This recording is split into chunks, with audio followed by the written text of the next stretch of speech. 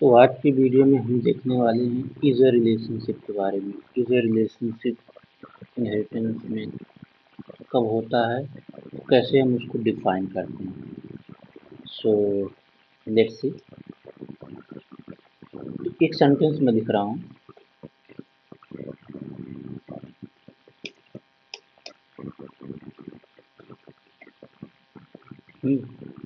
ये मैं लिखा बनाना इज अ फ्रूट। देखो इसमें दो एंटिटीज हैं, एक बनाना है और एक फ्रूट है, और इसके बीच में लगा इज अ।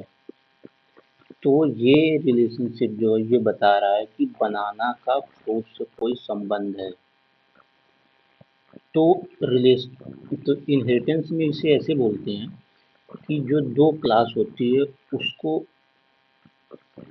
उसके बीच रिलेशनशिप होता है, दो क्लास। तो हम इसको मान सकते हैं कि ये जो यहाँ पे दो एंटिटीज दिया गया जैसे बनाना और फ्रूट, तो ये दो एंटिटीज हैं जिसको हम अपने इनहेरिटेंस में इसको क्लास मानेंगे। हाँ ठीक है, ये बात समझ में आई। अब मैं आपको एक और एग्जांपल लिख रहा हूँ।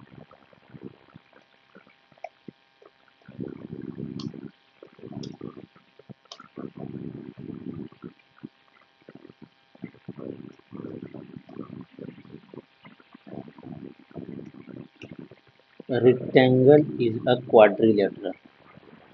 तो देखो यहाँ पे भी दो एंटिटीज हैं, रेक्टेंगल है और क्वाड्रिलेटरल। ये बोल रहा है कि जो रेक्टेंगल्स होते हैं वो आपके चतुर्भुज होते हैं, मतलब कि चार साइड के का डायग्राम जो होता है वो रेक्टेंगल को डिफाइन करता है। मैं भी आप अभी आपको बताऊंगा इसे अच्छे से।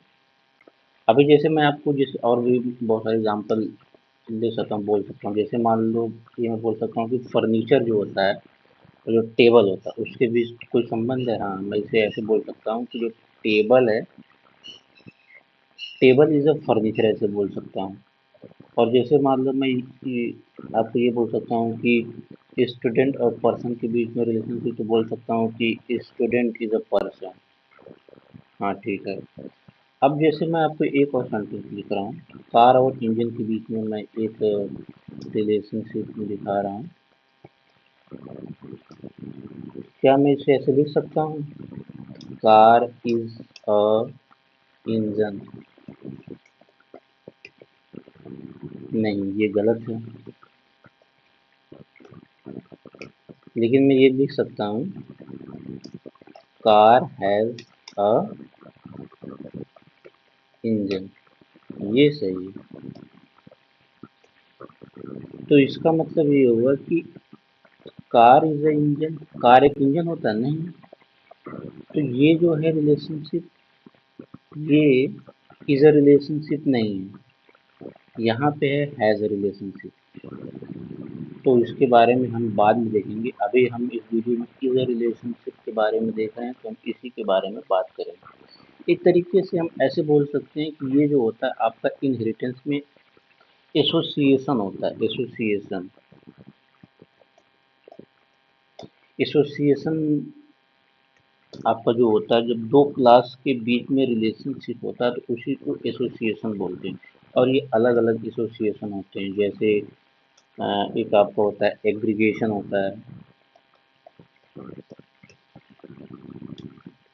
और ये एक आपका होता है कंपोजिशन होता है, और ये एक आपका होता है इनहेरिटेंस होता है।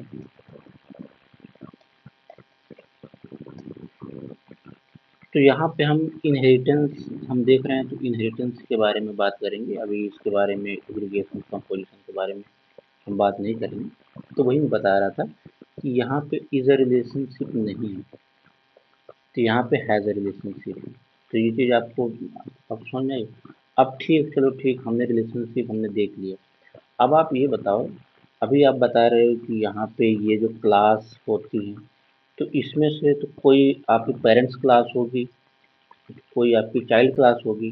हम्म, तो ये कैसे हम डिफाइन करेंगे? देखो, अगर कोई भी एंटिटी अगर अगर मतलब कि जनरलाइज वे में लिखी रहेगी, जनरलाइज मतलब जनरलाइज वे में, तो वो आपकी होगी पेरेंट्स क्लास। और और जो कोई स्पेसिफिक वे में लिखी रहेगी, स्पेशल एक एंटिटीज को डिफाइन करेगी, तो उसको बोलते हैं चाइल्ड क्लास। जैसे मान लो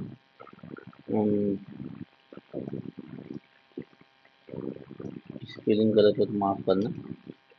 अभी जैसे जनरलाइज वे में अगर मैं इस एग्जांपल को देखूं, तो यहाँ पे जो आपका फ्रूट है, ये आपका जनरल वे में, मतलब कि अगर मैंने फ्रूट बोल दिया तो इसमें सारे फल आ गए। और जो अगर स्पेशलाइज वे में हो,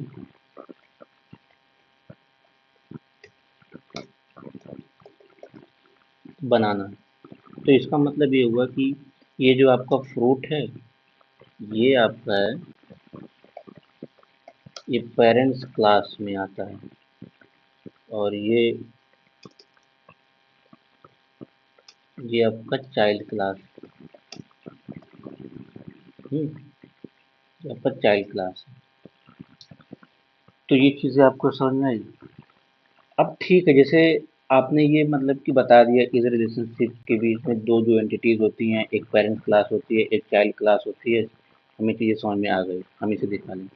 लेकिन हम ये देखे हैं कि जो इनहेरिटेंस हमारा होता है, वो तीन तरीके से होता है। जैसे आपका एक पब्लिक इनहेरिटेंस होता है, एक आपका चाइल्ड इनहेरिटेंस होता है, और सॉरी, ये एक आपका प्रोटेक्टेड इनहेरिटेंस होता है, और ये आपका पब्लिक इनहेरिटेंस। तो उसमें से ये है कौन, ये जो इधर रिलेशनशिप है, ये किसके अंदर आता है? ये जो है आपका, तो ये जो आपका आता है,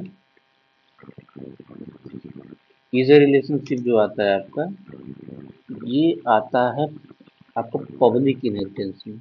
किसके अंतर्गत आता है? पब्लिक। ये चीज़ें आपको समझ में आई। अब मैं अगर ऐसा बोल दिया कि पब्लिक इनहेरिटेंस में आता क्यों है, तो आपके दिमाग में दो क्वेश्चन आ रहा होगा। आपके दिमाग में दो क्वेश्चन आ रहा होगा कि ऐसा क्यों, ऐसा क्यों पब्लिक इनहेरिटेंस में ही आएगा। और दूसरा क्वेश्चन आपके अंदर ये आ सकता है कि आपका जो प्राइवेट एंड और प्रोटेक्टेड क्यों नहीं, ये भी आपके अंदर आ सकता है। तो ये दो चीज़ें आपके दिमाग में आ रही होंगी अगर मैंने ऐसा बोल दिया कि इज रिलेशनशिप जो होता है, वो पब्लिक इनहेरिटेंस में ही होता है आपका जो। और ये ऐसा क्यों? अगर आपको ये चीज़ें समझ में आ रही हैं, तो आप इसको सोचो और बताओ। मैं अपनी नेक्स्ट वीडियो में इसको प्रैक्टिकली कोड के थ्रू समझाऊंगा कि ऐसा क्यों इज रिलेशनशिप जो है वो पब्लिक इनहेरिटेंस में आता है, और क्यों ये प्राइवेट और प्रोटेक्टेड इनहेरिटेंस में नहीं आता है।